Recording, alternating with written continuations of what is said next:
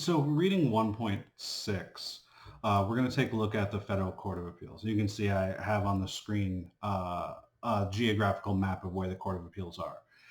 And we'll look at it in some detail because I think it brings to light some problems with how our federal courts of appeals are organized. But first, I want to discuss how judges decide cases in the Federal Court of Appeals and what sort of process they go through.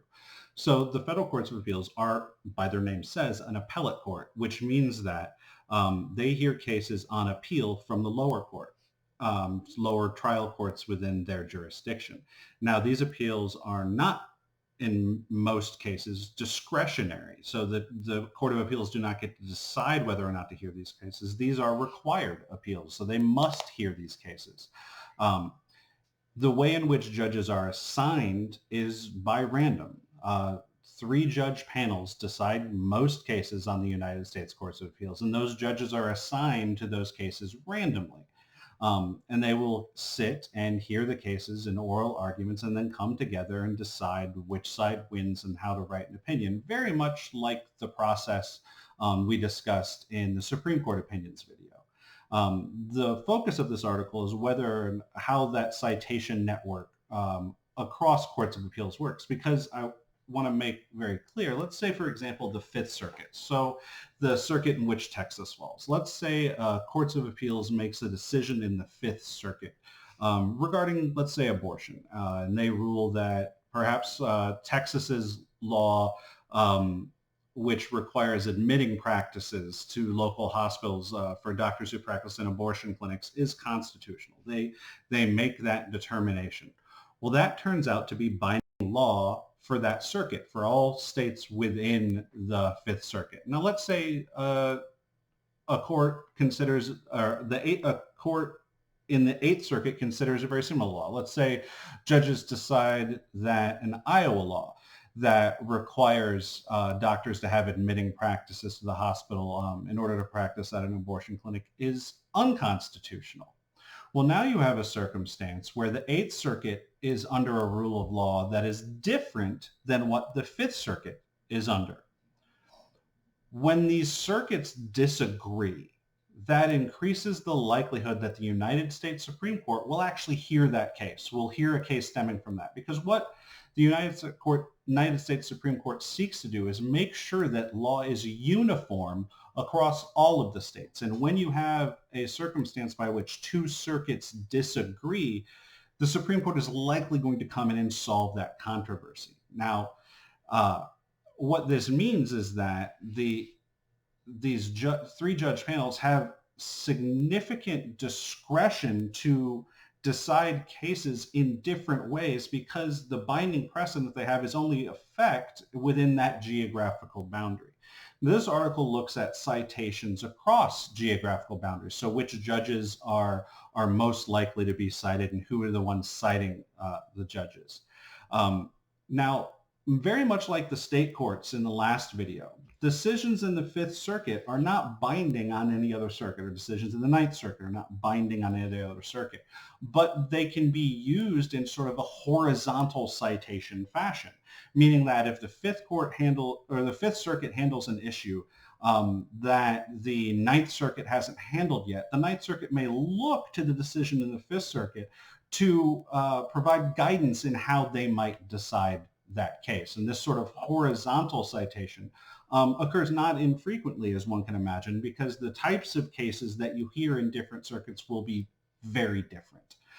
You may have, for example, in the 10th Circuit, a significant higher amount of water rights cases than you would have in the Second Circuit.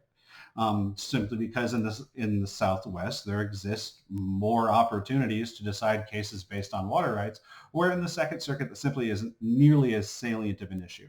So if the Second Circuit were to attempt to decide a case that deals with water rights, they would probably look to the Ninth Circuit and the 10th Circuit to provide them guidance within that area. But again, that precedent of those courts are only binding on their circuit, and that sort of horizontal citation it is very akin to what happens with state Supreme Courts as well. It's not binding, but it can be used as evidence in helping a judge on how to decide a case.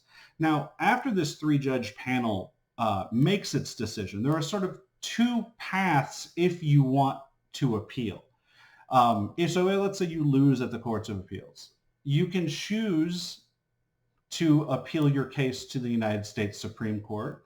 The likelihood that the United States Supreme Court will hear your case is exceedingly low, or you can request that the circuit hear the case en banc.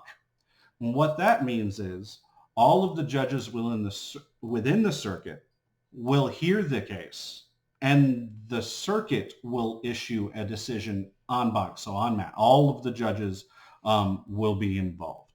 That en banc decision can still then again be appealed to the United States Supreme Court, but that the en banc mechanisms provides a check on three-judge panels that may be just not in congruence with the rest of the circuit. Some circuits are notorious for being more liberal than others. Some circuits are notorious for being more conservative than others. But since you choose judges by random, you could choose a panel that is ideologically out of step with the rest of the circuit, and that amount of how out of step you are might affect the likelihood of an en banc review. Now, I want you to look at the map, and I want you to look at how the districts or how the circuits are aligned.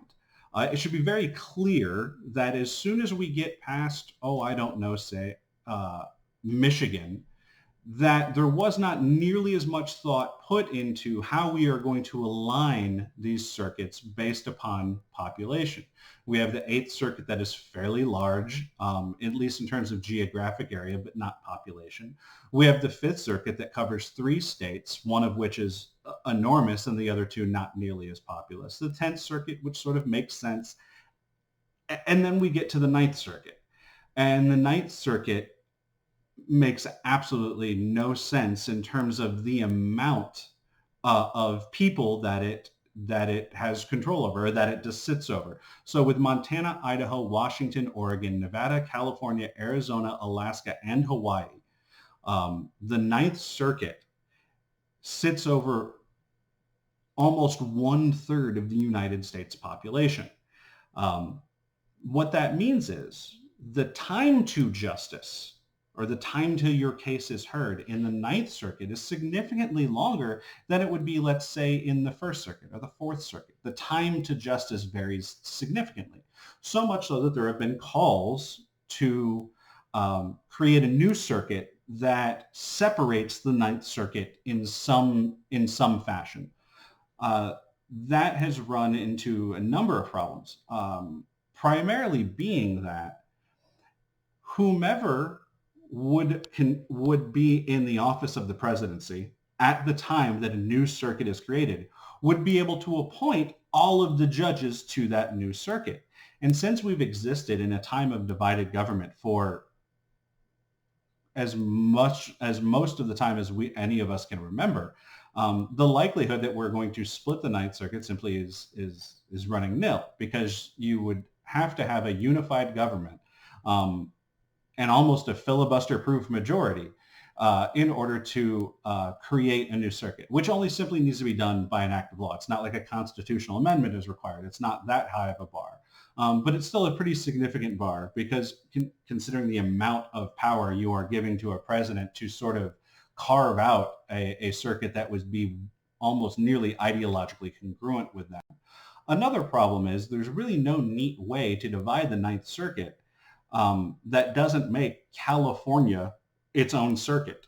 To divide it evenly, you would almost have to cut California in half, and doing that, you would have half of California under jurisdiction of one circuit and the other half under jurisdiction of another circuit, and that is problematic for simple enforcement of the law. And so there have been a lot of problems with moving forward to creating a new circuit. But if any circuit deserves or needs to be split up, it's certainly the Ninth Circuit, because the time to justice in the Ninth Circuit is significantly higher than any other circuit. And it really serves to be an impediment for individuals to get their day before court and to get their appeals heard.